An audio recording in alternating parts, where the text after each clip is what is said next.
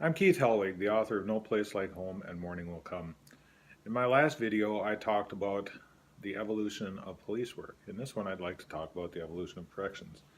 When I started in corrections way back when God was a kid, there was no such thing as a training academy. You were hired by a specific institution and you received training at that institution.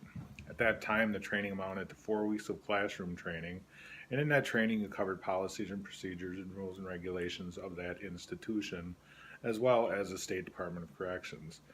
It was also death by 16 millimeter film, because we watched a lot of old movies.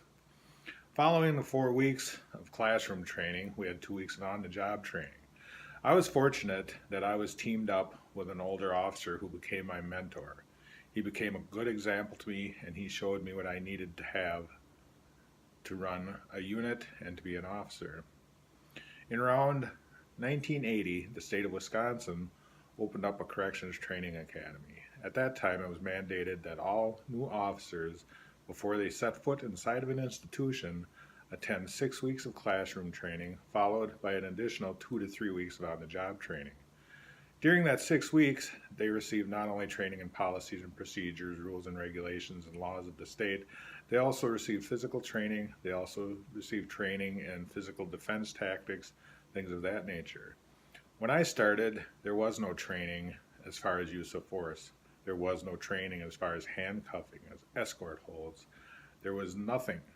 Today's correctional officers, as today's police officers, are better equipped to handle the inmates than any time in the past.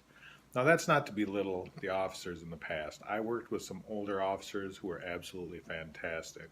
They could talk an inmate out of just about anything, and they could get compliance through talking. They didn't need to use force. There were a lot of great officers. There's a lot of great officers out there now.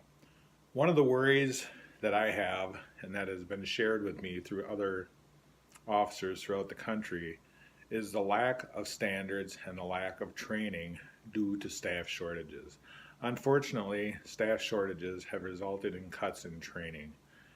Such cuts in training or such cuts in regulations as far as being physically qualified to get the job create a danger to everybody. They create a danger to inmates, they create a danger to staff. There's a lot of good staff, there's a lot of good people out there working. Remember that when you're working, that you need to watch out for each other. Stay safe and watch your back.